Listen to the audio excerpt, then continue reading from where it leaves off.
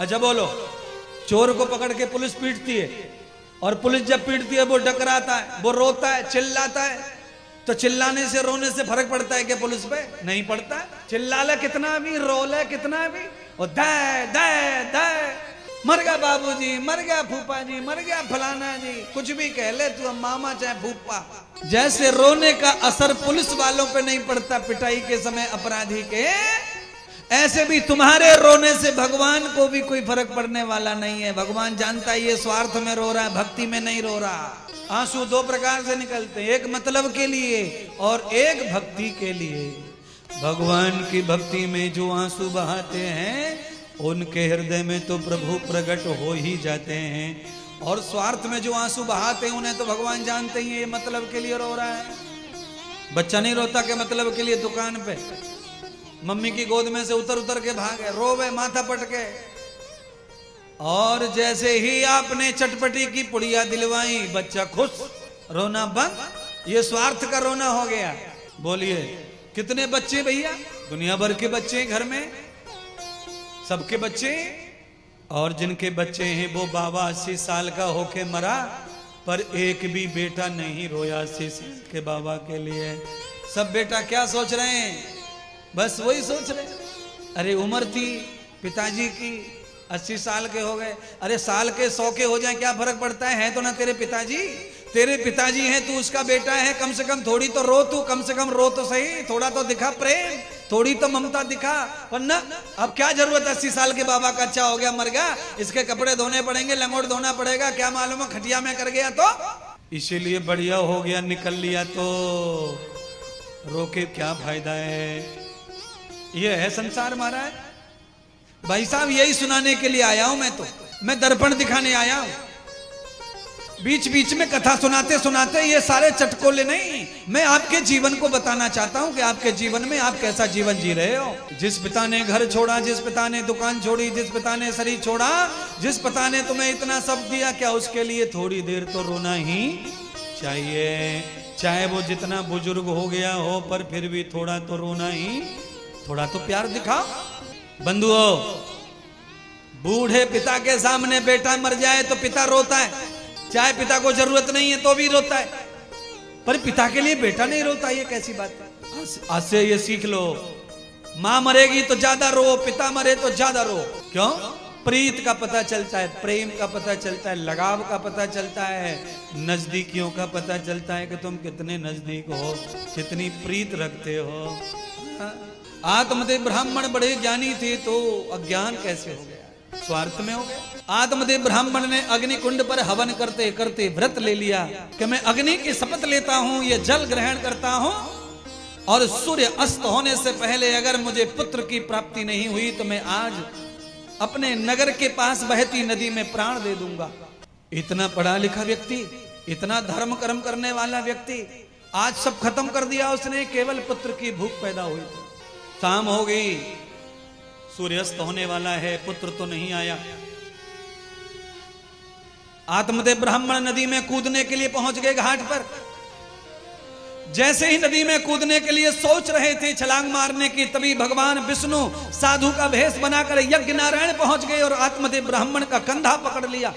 हे ब्राह्मण, आत्मदेव आत्महत्या करने आए हो?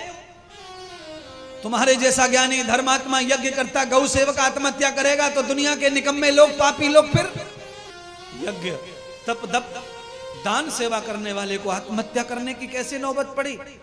बंधुओं, श्रीमद् भागवत की कथा यह बताना चाहती है कि जो प्राणी दान करता है, गौ सेवा करता है, जो प्राणी यज्ञ करता है, जो प्राणी ध्यान करता है, जो प्राणी ब्राह्मण का धर्म पालता है, जो प्राणी दूसरों को खिला के खाता है, अगर वो आत्महत्या करने के लिए भी पंखा पे लटका है तो भी बचाने वाले वहां पहुंच जाएंगे, पता चल जाएगा। क्योंकि ऐसे व्यक्ति को भगवान मरने नहीं देते गलत तरीके से। भगवान का विमान लेने आता है धर्मात्मा लोगों को। इसीलिए यज्ञ करो, दान करो, सेवा करो, समय पे काम आएगा। ट्रक से मोटरसाइकिल टकराने में कोई देर नहीं लगती है, दिन भर ट्रक के आगे पीछे मोटरसाइकिल घूमती है बंधु। वहां यज्ञ काम आएगा, वहां दान काम आएगा, वहां सेवा काम आएगी, वहां ये कथा काम आएगी, वहां महात्मा के पैर छूना काम आएगा। कहां? पीछे ट्रक आ रहा है 16 चक्का, आगे ट्रक चल रहा है 20 चक्का, और बीच में मोटरसाइकिल पे बीबी और बच्चे और मैं। यहां तेरा दान काम आएगा, सेवा काम आएगी, पूजा काम आएगी। बस यही सिखाने आया हूं। हर समय हम काल के मुंह में चलते रोड पे, चारों ओर स्पीड में 80 की 100 की स्पीड में कार दौड़ रही हैं।